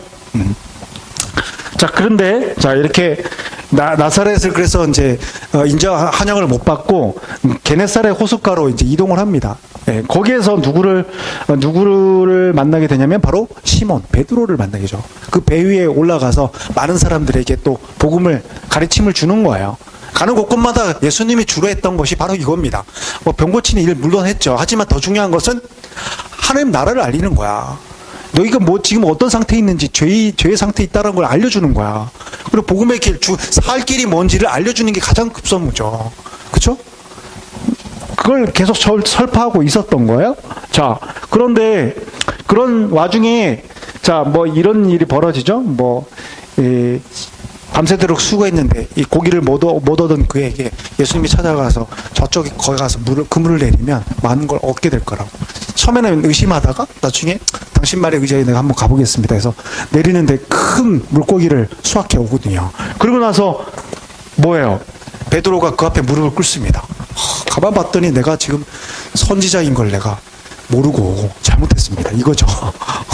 제가 의심했다고 이렇게 얘기하는 거예요. 자, 뭐 그런 일이 잠깐 있었고요. 그리고 난 이후에 예수님이 베드로를 아주 나의 공식적인 제자로 부릅니다. 베드로뿐만 아니라 그의 형제 안드레, 그리고 나머지 또 어부 2명, 야고보, 요한 4명의 어부들을 당신의 제자로 불러요. 예수님의 제자들을 보면 뭐 그렇게 잘난 사람들이 많지 않아요. 여기 제자들을 어부였고 또 누가 있죠? 또? 뭐 세례, 마태 같은 뭐 세리도 있죠. 예. 네. 하여튼 뭐 그렇게 우리가 생각하기에 잘 나가는 사람들을 부르지 않고 되게 뭐 어떻게 보면 저 세상에 좀 무시당하는 사람들을 제자로 삼습니다. 덥죠? 좀 한번 켜주시겠어요? 네, 너무 지금 더우시니까 졸리고 힘들죠? 네. 자, 그렇게 제자로 4명을 부르고 나서 이렇게 얘기를 하죠. 너희들은 이제 여태껏 고기 잡는데 내가 너희를 뭐라고? 사람 낚는 어부로 삼겠다. 사람 낚는 어부로 삼으면 되니까 날 쫓아오라. 이들이 되게 용기를 잘 낸 것은 그것들 다 내려놓고 예수님을 용기 있게 따라갑니다. 사실 그 전에 예수님을 좀 알았던 사람들이니까 그렇겠죠? 자, 그리고 가버나움이란 이 곳에서도 회당에 찾아가 동일히 가르침을 주시고 그리고 귀신들을 쫓아내는 이런 일들. 그런데 보세요. 귀신을 축사할 때 그분이 했던 행동들을 보시면 알아요. 자, 귀신들이 보자마자 예수님 귀신같이 예수님이 하나님의 아들인 걸 알아. 정말 귀신같이 알아, 귀신들은. 사람들은 잘 모르는데 귀신들은 귀신같이 알아. 그래서 뭐라고 얘기해요? 볼까요? 나사렛 예수여, 우리가 당신과 무슨 상관이 있나이까? 우리를 멸하러 왔나이까? 나는 당신이 누구인 줄 아니 하나님의 거룩한 자입니다. 귀신들은 알아요. 영적 실체들이기 때문에 예수님이 하나님의 아들인 것을 아주 그대로 알아봐요. 그런데 자, 이런 그들에게 예수님은 어떻게 했을까요? 그래, 나 맞아? 나 메시아야? 자, 우리 나랑 한번 좀 잘 얘기해보자. 이랬나요? 아니야. 일체 말을 하지 않아. 그리고 어떻게 해요? 그냥 꾸짖어버리면서 잠잠하고 그냥 그 사람에게 나와라. 상대를 하지 않아요. 귀신들에게 일체 상대를 하지 않아. 그렇게 막 증거하는, 그들로부터 증거하는 메시아적인 얘기조차도 그냥 입을 틀어막고 말하지 못하게 해요. 이 태도가 중요해요. 귀신 축사 쫓아다니지 마. 하나님 예수님 상대도 안 해, 그런 거. 물론 그로 인해서 고통받는 자들 불쌍히 여기셔서 귀신을 쫓아내긴 해. 하지만 귀신 축사, 귀신에 대한 상대를 조차 안 해. 그게 중요한 게 아니야. 이분에게는 귀신들이 그의 사역 가운데 와서 일일 이배하면서 상대하는 이런 일에 시간을 뺏길 시간이 없어. 그런 것 자체를 허락을 하지 않아요.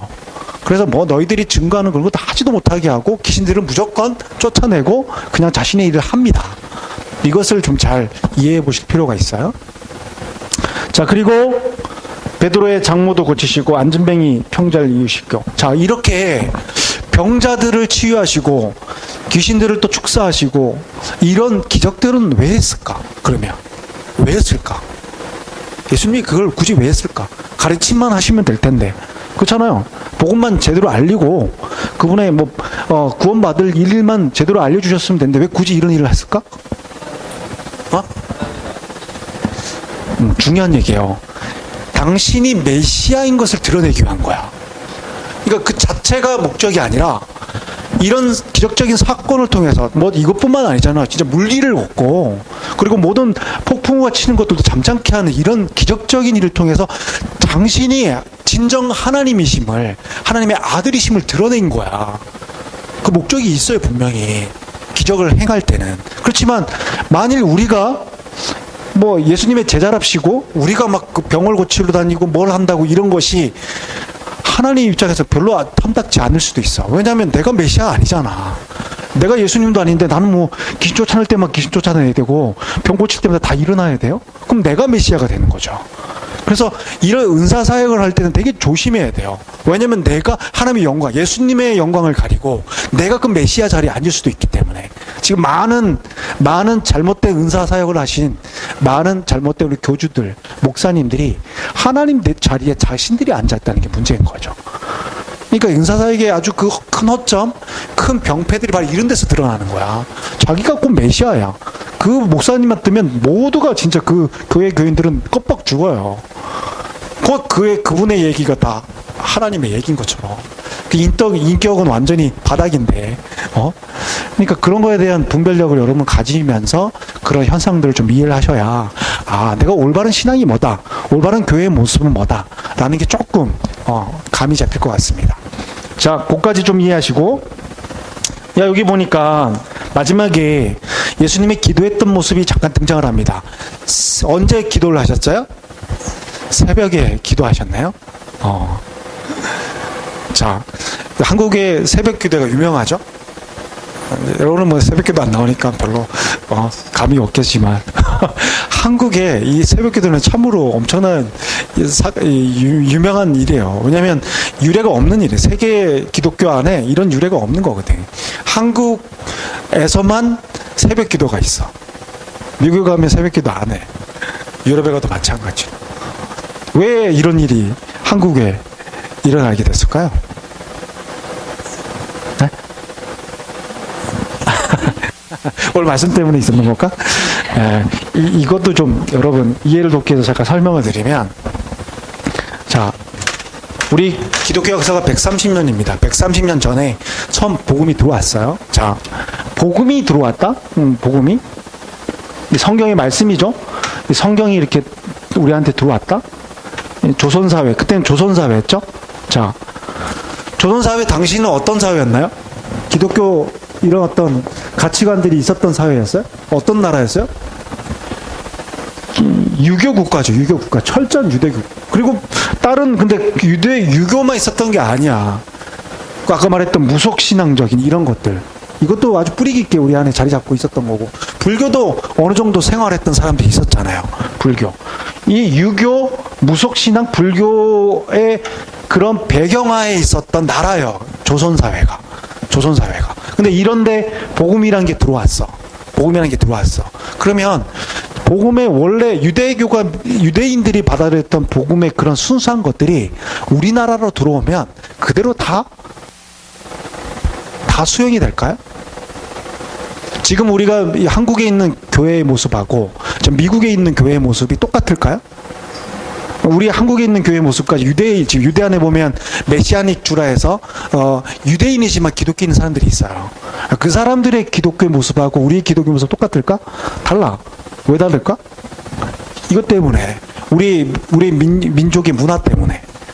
그러면 영향을 받을까요, 안 받을까요? 유교적인 영향, 무속 신앙적인 영향, 불교적인 영향을 받을까요, 안 받을까요?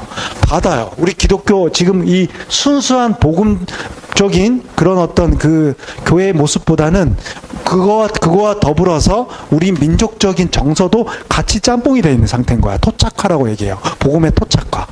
자, 그래서 이게 좋은 점도 있고 나쁜 점이 있어. 토착화는 분명히 이루어져. 왜냐면 문화가 다르기 때문에 다 어떤 걸 다 수용이 가능 안 해. 어떤 것만 수용이 가능해서 그걸 받아들이는데, 잘못된 건 아까 얘기했던 거예요. 이런 거. 아까 무속신앙적인 그런 거.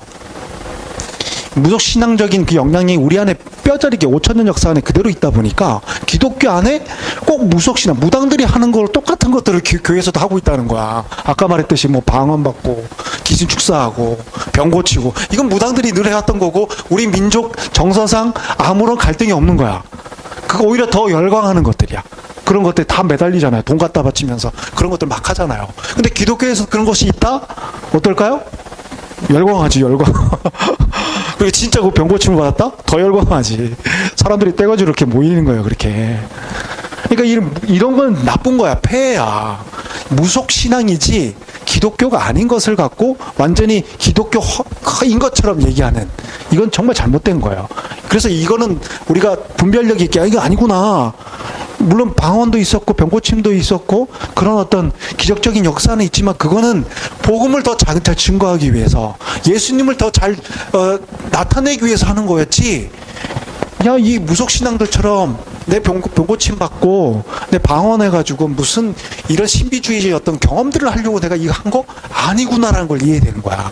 알았지? 그거 하나를 이해되고, 뭐 사실 이 불교도 보면은 그런 영향을 받아서, 불교도 나중에 우리 나라로 들어오는데 우리나라 불교하고 인도에 최초로 생겼던 불교는 전혀 달라요.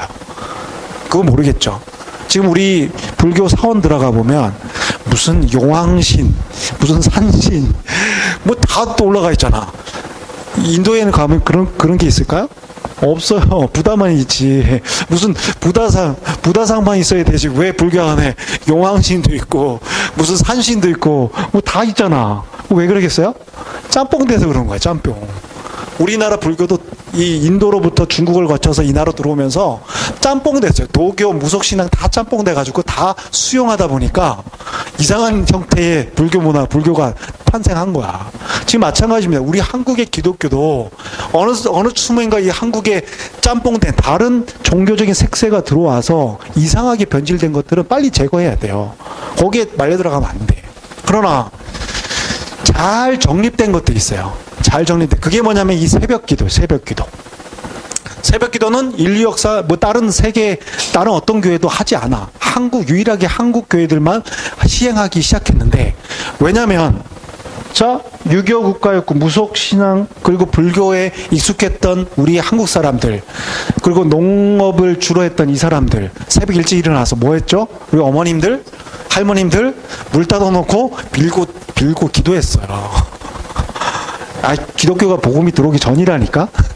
복음 들어오기 전에도 그분들은 물 떠놓고, 우리 건강하게 해달라고, 우리 성공하게 해달라고, 복 받게 해달라고, 이거 그분들도 복음 들어오기 전까지도 했던 거예요.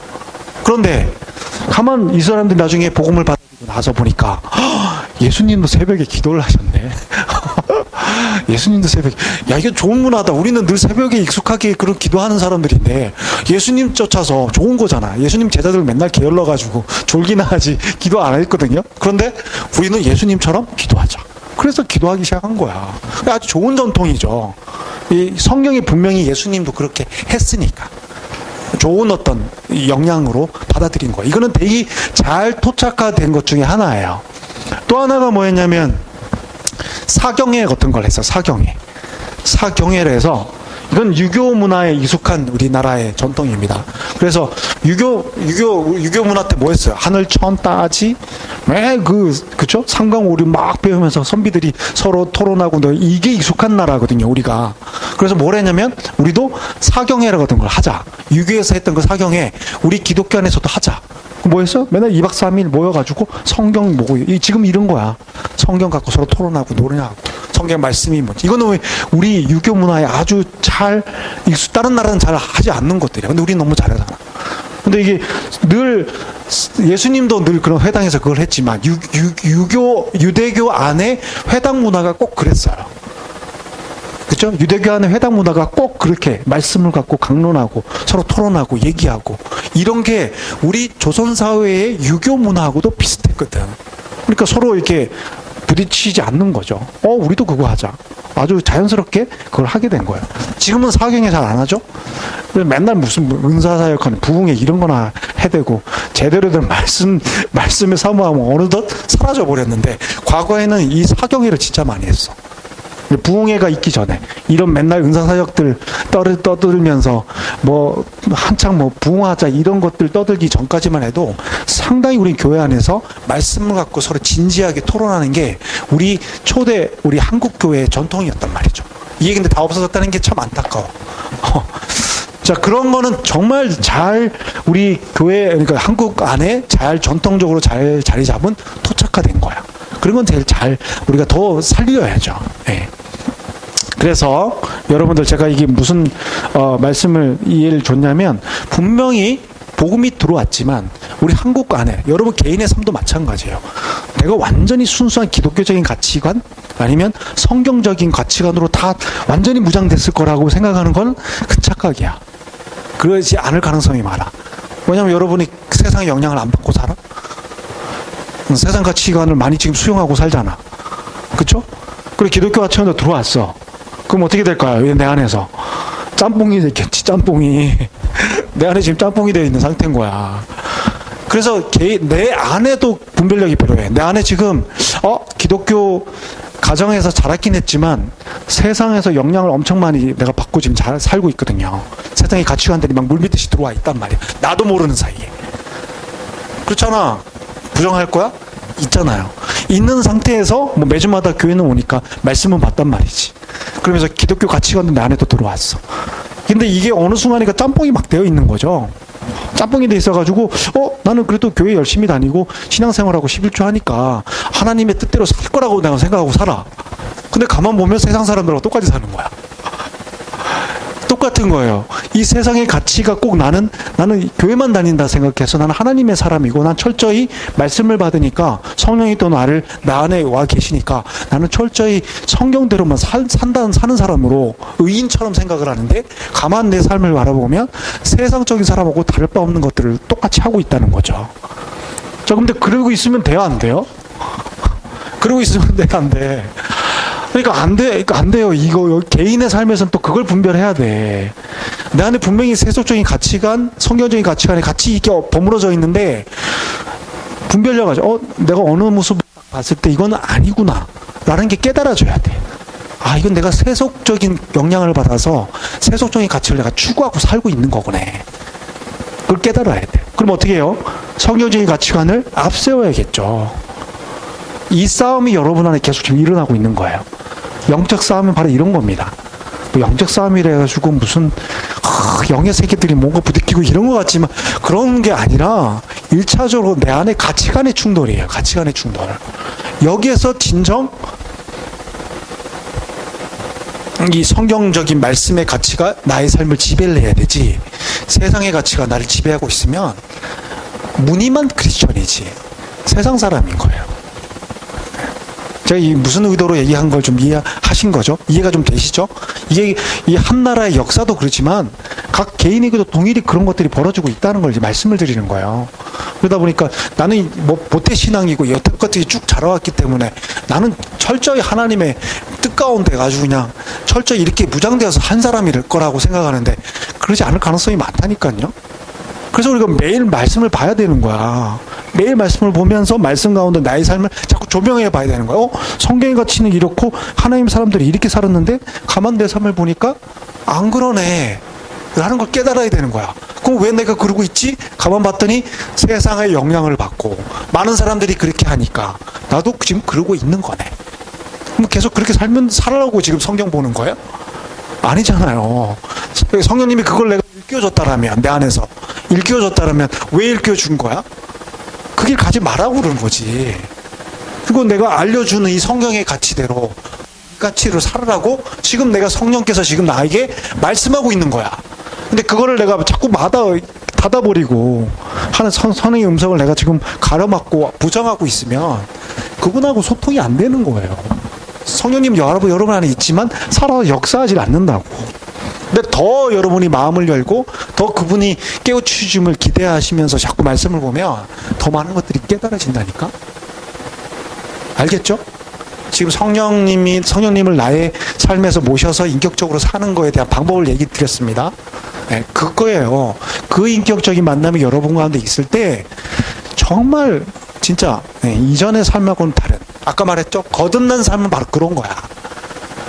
이 예수님이 증거했던 물과 성령으로 하는 거듭난 삶은 그런 사람들을 두고 얘기하는 거야. 무슨 그냥 10년 교회 생활했으니까 나는 거듭났다라고 생각하면 안 돼요. 네. 자, 그러니까 말씀을 좀 들으니까 이해가 좀 되시죠? 아, 이렇게 좀 말씀이 깊은 뜻들이 있구나라는 걸 조금 이해하셨고, 예, 많이 나갔네요. 아, 이 설명을 많이 했는데, 1년차에 얼마 안 남았으니까 조금 금방 나가죠. 자, 나머지 부분을 제가 쭉 설명을 드릴게요. 갈릴리에서 주로 1년차 시간에는 전도 생활을 이렇게 하셨고, 그리고 나병 환자도 고쳤죠? 중풍 환자도 고쳤고, 그죠? 이런 어떤 그 아픔에 있었던 사람들을 고치면서 당신이 메시아임을 이렇게 계속 증거하고 다니셨어요. 자, 그런데 마태도 나중에 부르죠. 레위 세리였던 사람. 이건 세리에 대한 얘기는 우리 다음에 시간이 되면 좀 세리에 대한 삶. 삭개오가 또 세리였고, 그 당시에 세리는 참 유대인들에게는 정말 매국노와 같은 아주 나쁜 사람들이었는데 그 사람들도 예수님은 받아들인단 말이죠. 그런 데서 뭔가 왜 예수님은 그 사람들을 이렇게 인격적으로 받아들였을까? 고민이 좀 의문되잖아. 그런 거는 우리 다음 시간에 한번 설명을 해보고. 자, 그렇게 병자의 치유들이 있으면서 여기 보면 몇 가지 논쟁들이 있었어요. 여기 보면 제사함에 대한 논쟁, 그리고 죄인들과 식사하는 논쟁, 그리고 금식하는 논쟁, 이런 것들이 주로 있었는데, 뭐 한 가지 논쟁에 대한 이해를 잠깐 한번 설명을 드리면 마찬가지입니다. 그 당시에 예수님의 이 가르침은 그들의 유대인들에게 큰 충격이 되는 가르침들이야. 유대인들에게는 참 그렇게 익숙한 가르침들이 아니야. 왜냐하면 유대 사회는 철저히 율법주의 사회잖아요.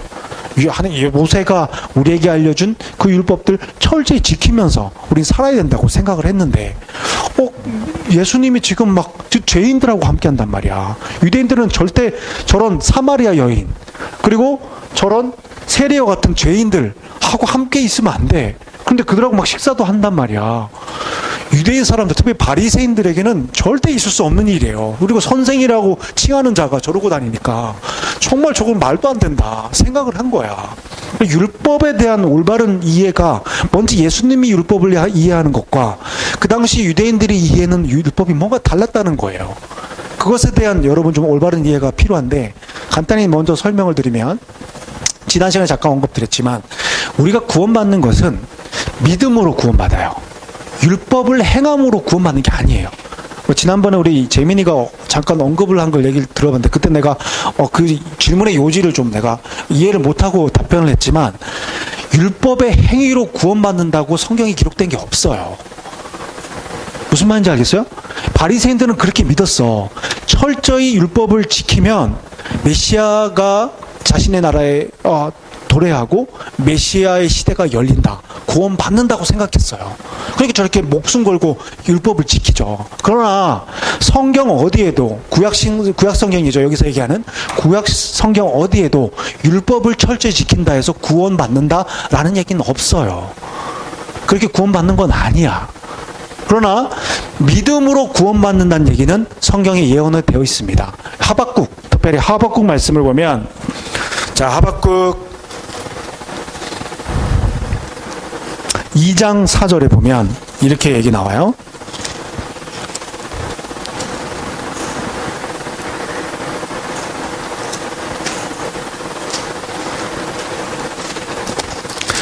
하박국 2장 4절에 보면 이렇게 나오죠. 보라, 그의 마음은 교만하며 그의 속에 정직하지 못하나니 의인은 그의 믿음으로 말미암아 살리라. 이게 로마서에 나온 얘기예요. 그죠? 여러분 기억나시죠? 로마서 1장 17절에 오직 의인은 믿음으로 살리라는 그 얘기가 사실은 이 구약의 하박국 말씀을 인용한 거지, 사도 바울이 처음으로 얘기한 게 아니야.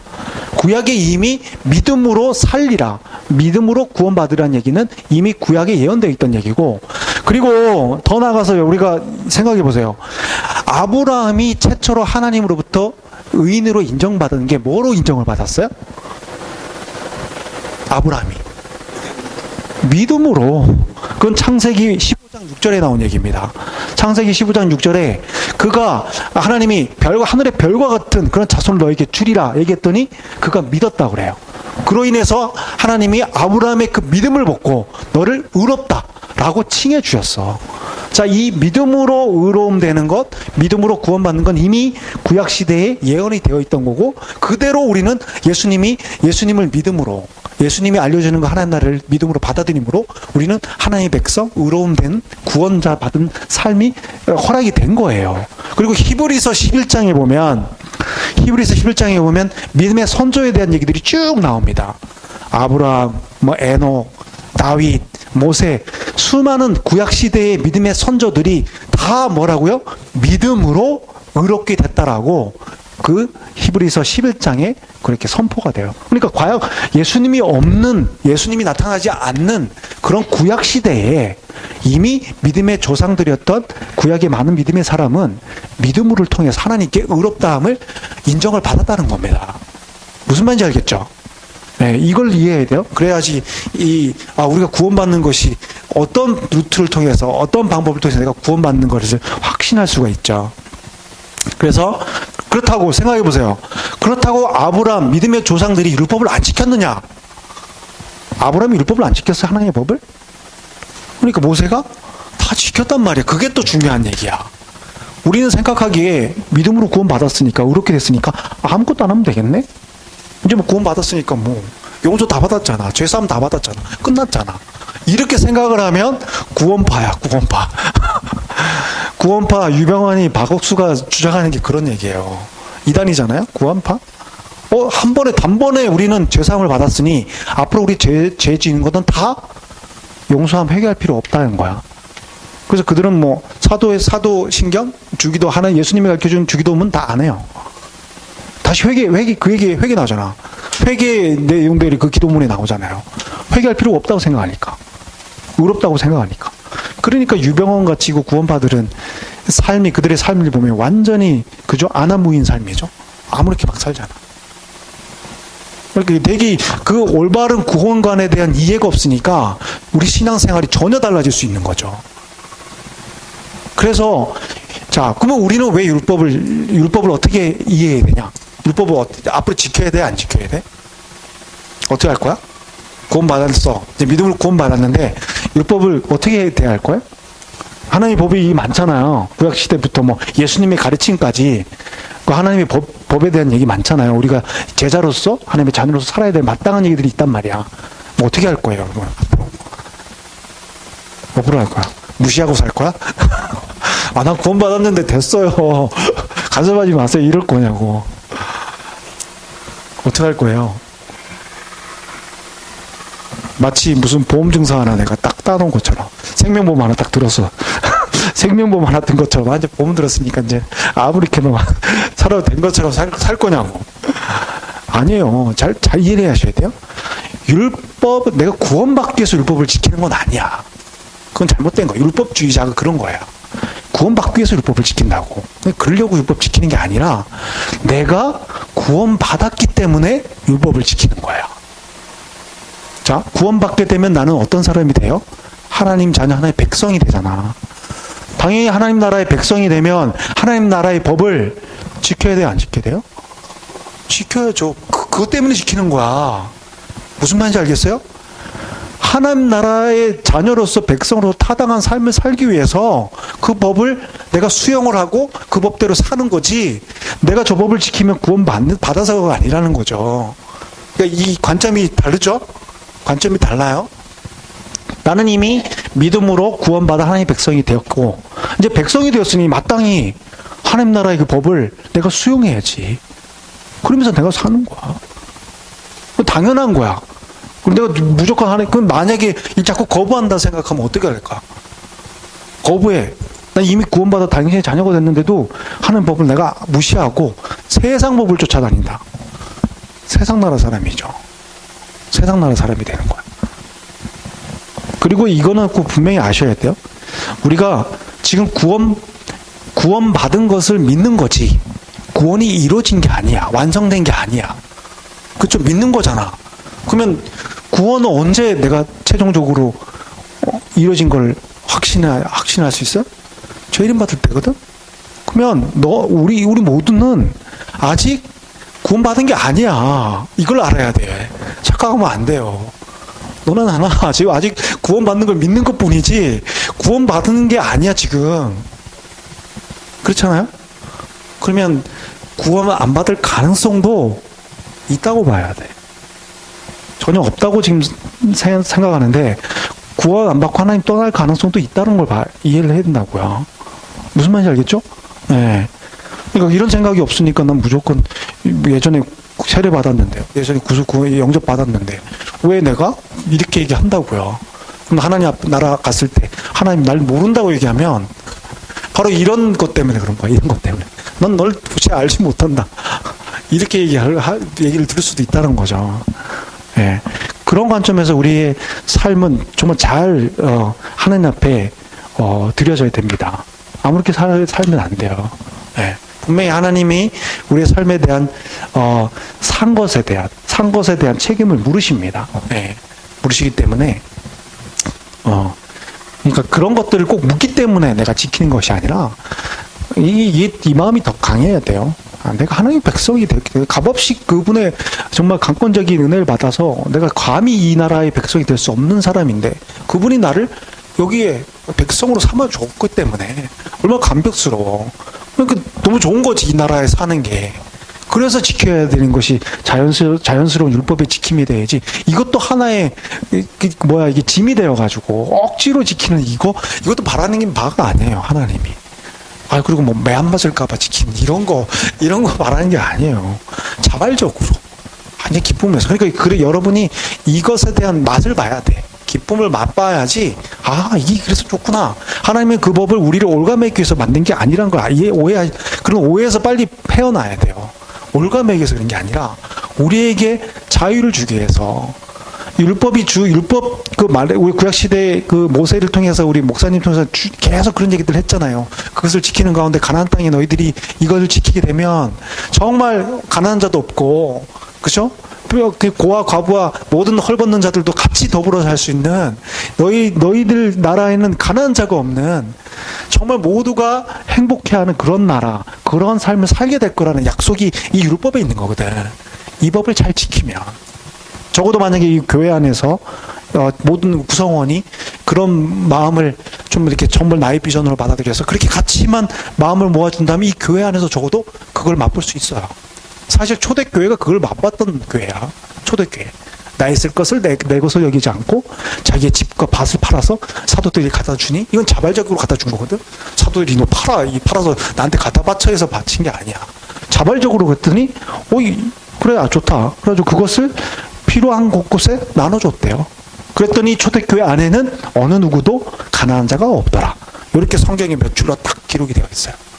야, 초대교회는 진짜 그랬네. 야, 놀랍네. 성령의 인도함을 받은 그런 은혜 받은 교회는 참 저럴 수도 있겠네. 라는 걸 저희가 그 모델을 삼아 볼 수가 있거든요. 자, 여기까지 오늘 1년차는 마무리하고요. 나머지 우리 2년차 때 나머지 이런 논쟁들에 대한 얘기도 그때 한번 말씀을 하면서 언급을 한번 하면서 설명을 드려보겠습니다.